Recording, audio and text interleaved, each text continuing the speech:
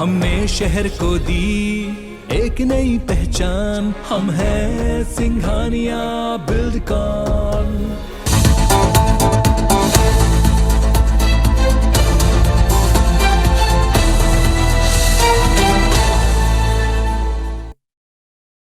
नमस्कार, मेरा नाम है विनय वर्मा और IBC 24 के खास कार्यक्रम सवाल आपका में आपका स्वागत है। हर बार हम एक मुद्दे से बात करते हैं। आज मुद्दा बड़ा खास है और मुद्दा है रायपुर के डॉक्टर भीमराव अंबेडकर अस्पताल का, जहां पे सैकड़ों किलोमीटर से लोग आते हैं और उनको इलाज नहीं मिलता है। ये आरोप है, शिकायत भी है। इसी कारण से नई नई व्यवस्थाएं आती हैं, लेकिन हाल वैसा ही रहता है। आज उसी मुद्दे पे हम लोग चर्चा करेंगे। कई सारे लोग हैं हमारे साथ, कुछ लोग हैं, डॉक्टर हैं जो कांग्रेस के पक्ष रखने के लिए चिकित्सा प्रकोष्ठ के अध्यक्ष हैं, कई सारे बीजेपी के लोग हैं। ये सब अलग अलग मुद्दों पर, अलग अलग पहलुओं पर बात करेंगे। सबसे पहले आपसे शुरुआत करते हैं। आप बता रहे थे कि मैं इलाज कराने आया हूँ और बड़ी समस्या है यहाँ पर। कई तरह की हैं शिकायतें, कई तरह की हैं। सबसे पहला जो है टाइम का सवाल है। समय पे डॉक्टर आते नहीं हैं, उपलब्ध नहीं रहते हैं। कुछ सीनियर डॉक्टर कुछ विभागों के ऐसे हैं कि मात्र 20 या 25 मिनट के लिए पूरे दिन में आते हैं और वो मरीज़ को देखने में भी अपना तौहीन समझते हैं। दूसरी चीज़ है दवाइयों की। दवाइयाँ 4 लिखी जाती हैं, 5 लिखी जाती हैं पर्ची पर, लेकिन 1 या 2 ही उपलब्ध रहती है। बाकी जो है सलाह ये दी जाती है कि आप बाहर से खरीद लीजिए, हॉस्पिटल में अवेलेबल नहीं है। हालांकि सरकार ने उसकी व्यवस्था की है, बाहर में एक जेनरिक मेडिकल सेंटर खोला है और यहाँ पर भी एक जो है रेड क्रॉस का है, लेकिन यहाँ भी लोग जो है जेनरिक दवाइयाँ नहीं देते हैं। जनरली बोल देते हैं कि जो दवा लिखी गई है वो है। आपने कुछ शिकायत भी की है? हाँ, मैंने शिकायत किया था कि कई चीज़ें ऐसे जैसे जांच की व्यवस्थाएं हैं, खून जांच है, एक्सरे है, CT स्कैन है, तो उसमें कई चीज़ें ऐसी है जैसे प्राइवेट संस्थाओं को दे दिया गया है। जो ब्लड टेस्ट वाला है वो 9 बजे खुलना चाहिए, हॉस्पिटल ही 9 बजे खुल जाता है पूरा, लेकिन वहाँ जो ब्लड टेस्ट वाले लोग हैं वो कभी भी 10 बजे से पहले आते नहीं हैं। मैं इसको ले जाकर कई बार CMO साहब से मिला, जो अधीक्षक हैं नेताम साहब, उनसे भी मिला। तो नेताम साहब का कहना है कि CMO साहब से मिलिए, CMO साहब का कहना है कि नेताम साहब से मिलिए। मैं ऊपर से नीचे तक घूमते रहता हूँ, व्यवस्थाएँ जस की तस पड़ी हुई हैं। तो ऐसा लगता है कि जो जिम्मेदार हैं वही सुधारने के स्थिति में नहीं है या जानबूझ के सुधारना नहीं चाहते हैं। एक ये आरोप लगा रहे हैं कि डॉक्टर हैं वो सीनियर डॉक्टर नहीं आते। शायद इसी कारण से जो मैनुअल पंचिंग को हटा करके थंबनेल प्रिंट किया गया है, तो उसका से लगता है कि डॉक्टर सही नहीं आते। नहीं, देखिए, अक्सर मरीजों को ऐसा लगता है कि सीनियर डॉक्टर्स नहीं आते हैं।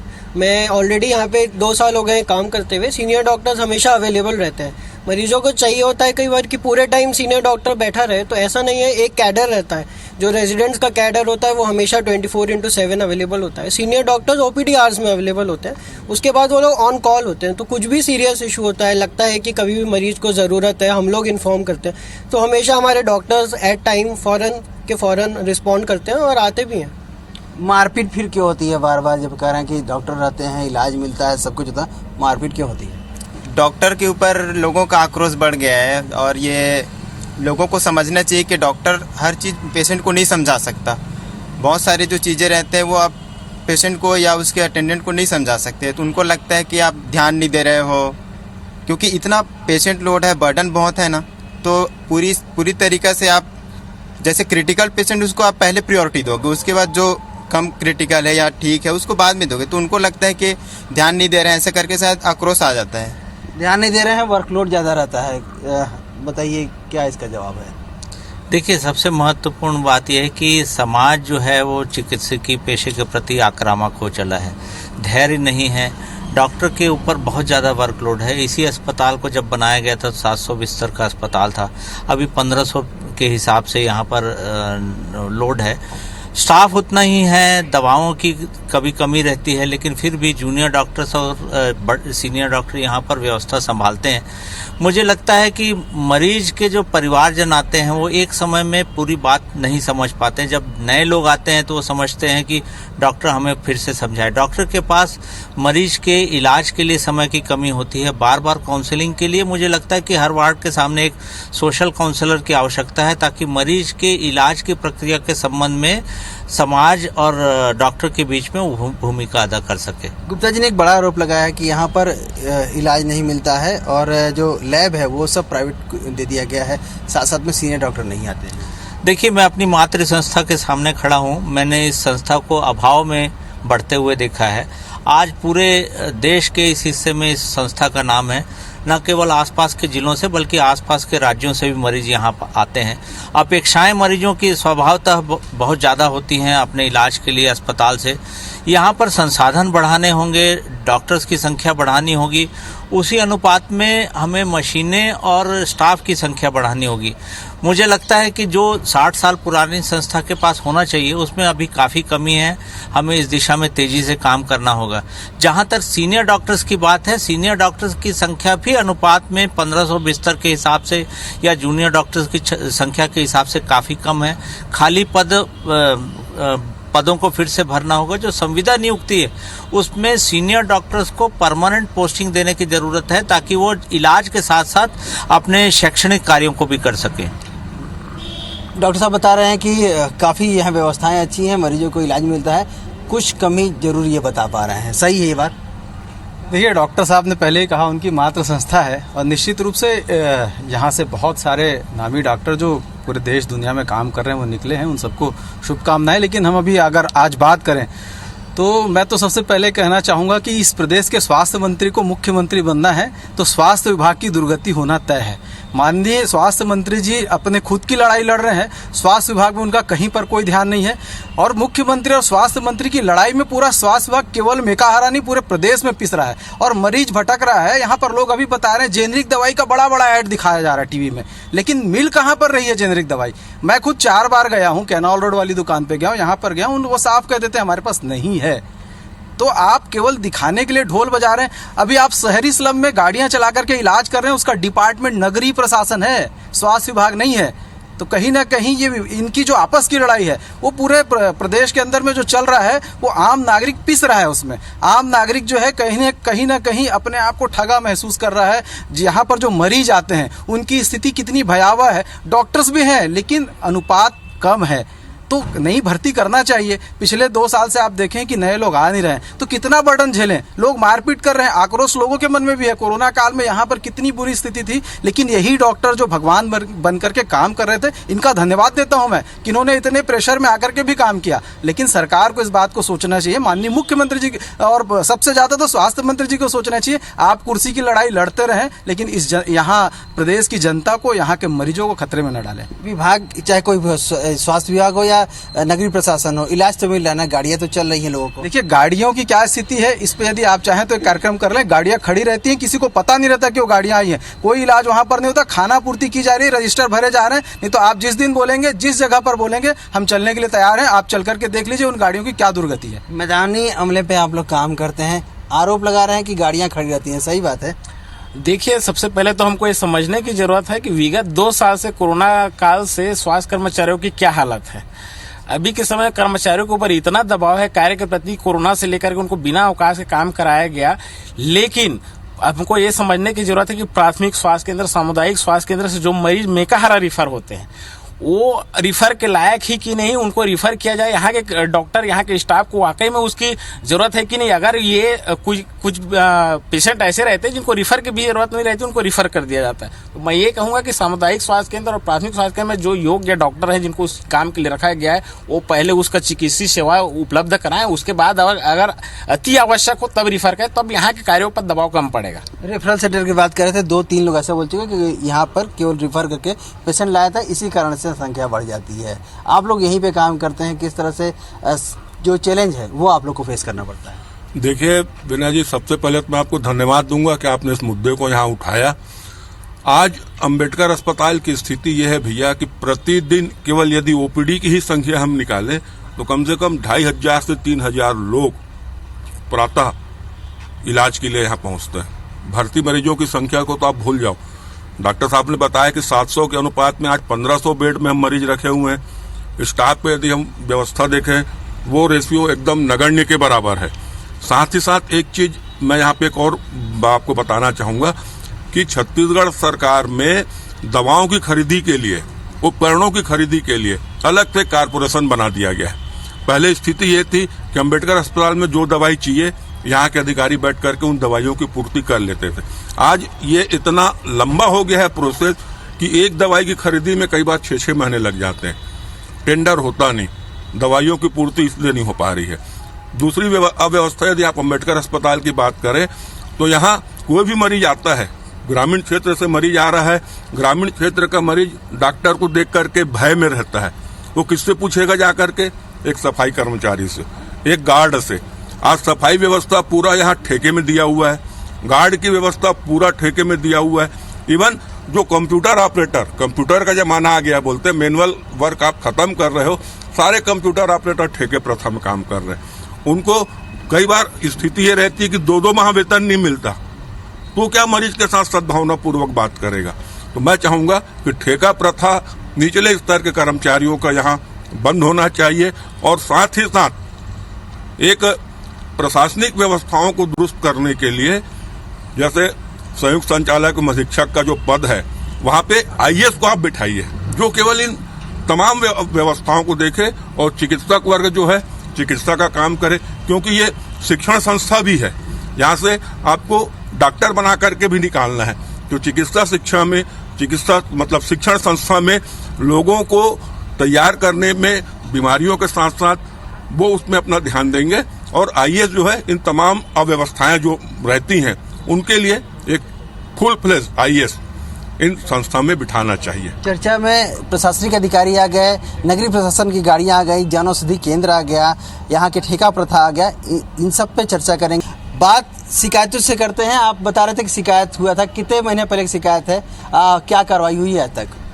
कार्रवाई के लिए मैंने एक बार नेताम जी के कार्यालय में भी गया था मिलने के लिए, तो हालांकि उनसे मुलाकात तो नहीं हुई, लेकिन फ़ोन पर जो चर्चा हुई उसमें एक जैसा स्टैंडर्ड जवाब रहता है कि हाँ आपकी शिकायत मिल गई है और हम उस पर सख्त से सख्त कार्रवाई करेंगे। स्थिति जैस की तस बनी हुई है। दूसरा चीज़ एक मेरे को बताना है कि ये जैसे एक्सीडेंटल केसेस आते हैं, हालांकि ये प्रदेश का सबसे बड़ा अस्पताल है तो इसके ऊपर वर्कलोड भी ज़्यादा है। एक्सीडेंटल केसों में तनाव जो है मरीज के साथ जो आते हैं उनके लिए ज़्यादा बढ़ जाता है, इसलिए कि दुर्घटना हुआ व्यक्ति है, ब्लड निकल रहा है, उसको तत्काल इलाज की आवश्यकता रहती है, लेकिन उसमें क्या है इलाज में थोड़ी बहुत देरी हो जाती है, कारण कि डॉक्टर के ऊपर भी लोड बहुत ज़्यादा रहता है। तो इस व्यवस्था को तत्काल सुधारा जाना चाहिए ताकि जो है मरीजों की जान अधिक से अधिक बचाई जा सके। जब आप कांग्रेस के चिकित्सा प्रकोष्ठ से लेते हैं सर, बार बार कहा जा रहा है कि वर्कलोड ज़्यादा है, कई सारे मेडिकल कॉलेज खुलने हैं, केंद्र सरकार ने पैसा दे दिया, अभी तक कांकेर भी खुल पाया, कोरबा और महासमुंद भी फंसा है।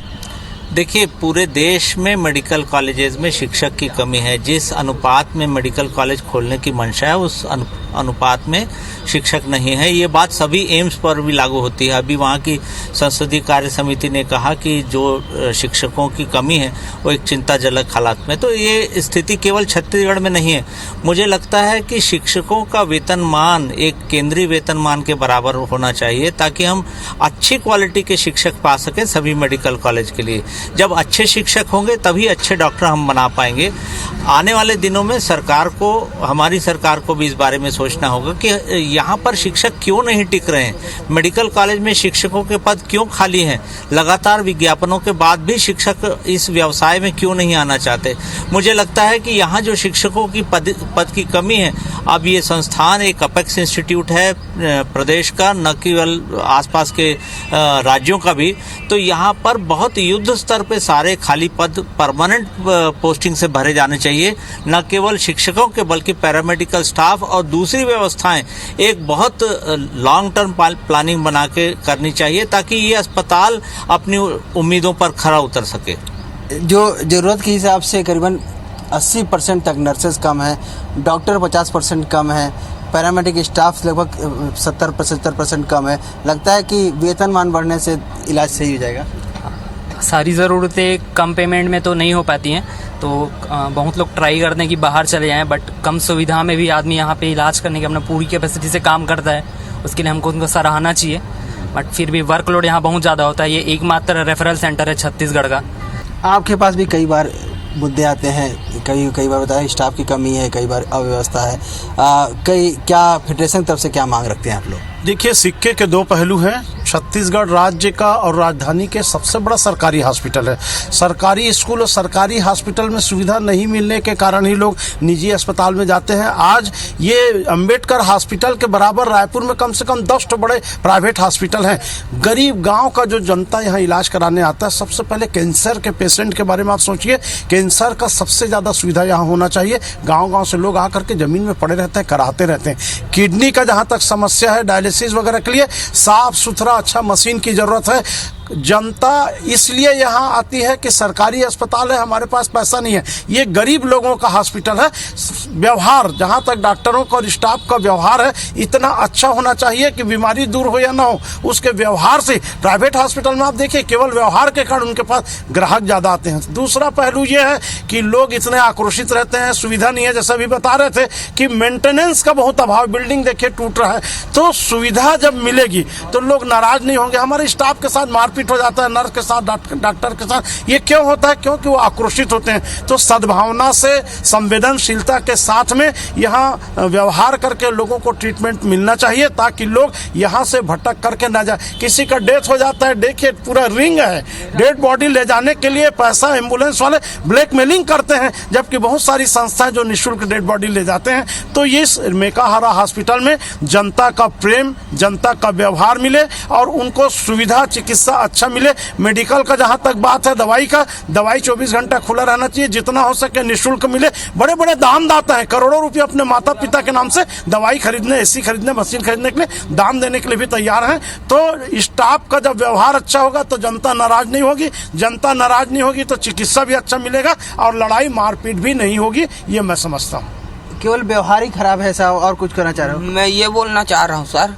कि मैं कल रात से आया हूँ यहाँ, एक सिर्फ बोतल चढ़ा है और कुछ दवाई नहीं हुआ है। ऊपर भेजे, ऊपर सिर्फ दवाई लिखे, दवाई में कुछ असर नहीं हुआ है और पूरा शरीर मेरा फटा जा रहा है और यहाँ कुछ इलाज नहीं हो रहा है। देखिए क्या है कि मेकाहारा में कार्यों का बोझ तो है, क्योंकि फील्ड स्तर से ग्रामीण क्षेत्रों से, चाहे प्राथमिक स्वास्थ्य केंद्र, उप स्वास्थ्य केंद्र हो, सामुदायिक स्वास्थ्य केंद्र हो, जिला अस्पताल, सारे जगह से रिफर होते हैं। लेकिन हमको ये समझने की जरूरत है कि सामुदायिक स्वास्थ्य केंद्र और प्राथमिक स्वास्थ्य केंद्रों में जो डॉक्टर हैं, जो मेकाहारा के डॉक्टर के समान ही वेतन मान ले रहे हैं, जो चीज वहां पर हैंडल हो सकता है उसको रिफर करने की जरूरत नहीं पड़नी चाहिए, जहां यहाँ कार्य का दबाव कम हो सके। दूसरी चीज ये है कि संसाधनों का, स्टाफ की कमी के लिए शासन को इस पर पहल करनी चाहिए कि वो जहां पर भी स्टाफ की कमी, वहां पर उनकी नियुक्ति करे। केवल कहने से काम नहीं होगा, नियुक्ति करनी चाहिए। आप भी कुछ बताना चाह रही हैं? हेमोफीलिया वाला बच्चा जो है वो आते हैं, उसका ट्रीटमेंट नहीं हो पाता है। फैक्टर रेट यहाँ उपस्थित रहना चाहिए स्टोर में। दवाई नहीं मिलने की इनकी समस्या है। डॉक्टर साहब, अंत में आपसे जानना चाहेंगे कांग्रेस की तरफ से कि अगर इलाज है और डॉक्टरों की कमी है, दवाइयों की कमी है, संसाधनों की कमी है, एम्बुलेंस की कमी है, ये तमाम जो व्यवहार में कमी है, कैसे दूर करेंगे और कब तक दूर करेंगे? एक आश्वासन। देखिए, मुझे लगता है कि जो सैंक्शन स्टाफ है उसको बढ़ाने की ज़रूरत है। अस्पताल में जिस कैपेसिटी के लिए अस्पताल बनाया गया उससे करीब दुगना है, तो इसके लिए लगातार प्रयास जारी हैं। मुझे लगता है कि आने वाले दिनों में जो स्टाफ नर्सेज की अभी क्रमशः वृद्धि हो रही है, वो जो बचे हुए पद हैं वो भी भर लिए जाएंगे।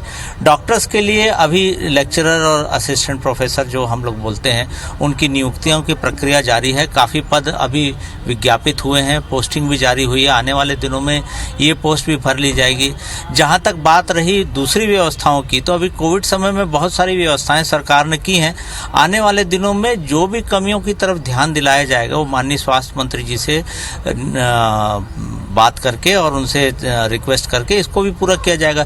सरकार की तरफ से प्रयास में कोई कमी नहीं है, लेकिन जितने भी प्रयास किए जाते हैं मरीजों की संख्या के अनुपात में वो समय के हिसाब से कम हो जाते हैं। जितने हिसाब से मरीजों की संख्या में वृद्धि हो रही है, उसी हिसाब से संसाधन बढ़ाए जाएं, ये बहुत ज़रूरी है। हमारे जो हेल्थ प्लानर्स हैं उनको ये समझना होगा कि प्रति वर्ष जो स्टाफ और बिस्तरों की संख्या बढ़ रही है वो यहाँ के लिए कम है और उसके लिए अतिरिक्त प्रयास करने की जरूरत है। और मेडिकल कॉलेज जो बचे हुए हैं, 2 नए घोषणा हो गई, 2 पुराने बाकी हैं, कब तक वो शुरू हो जाएंगे ताकि रेफरल सेंटर के रूप में यहाँ पर काम ना हो, इलाज यहाँ मिले, बाकी मैदानी क्षेत्रों में इलाज मिले? देखिए, इस लूप होल की तरफ बहुत लंबे समय से इशारा किया गया हेल्थ प्लानर्स की तरफ से।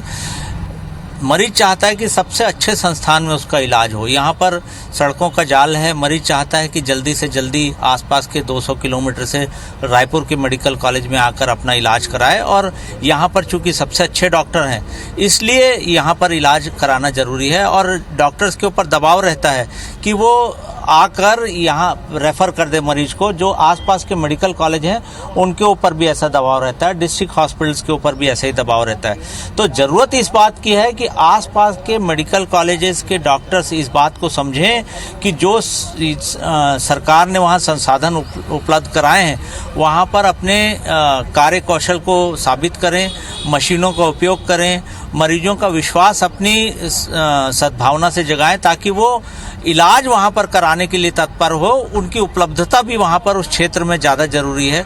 अब रायपुर मेडिकल कॉलेज के अलावा और 9 मेडिकल कॉलेज हैं, एम्स है, यहाँ पर सभी जिला अस्पतालों में संसाधन उपलब्ध कराएं कि सुविधाओं की कमी, पेरीफेरी में कमी नहीं, लेकिन फिर भी सब मेडिकल कॉलेजेस को अपनी विश्वसनीयता रायपुर मेडिकल कॉलेज के बराबर बनाना जरूरी है। आज की चर्चा में एम्बुलेंस की कमी नजर आई, डॉक्टरों की कमी नहीं आई, स्वास्थ्य कर्मियों की कमी नजर आई, जो अन्य संसाधन उनकी कमी नहीं आई। हालांकि कांग्रेस की तरफ से यह आश्वासन दिया गया है कि जल्दी से जल्दी इन सारी कमियों को पूरा कर दिया जाएगा ताकि योजना का लाभ जनता को मिल सके। आज के एपिसोड में इतना ही। अगले फिर एक नए एपिसोड में नए मुद्दे को लेकर के आपके सामने आएंगे। तब तक मुझे दीजिए इजाज़त। नमस्कार।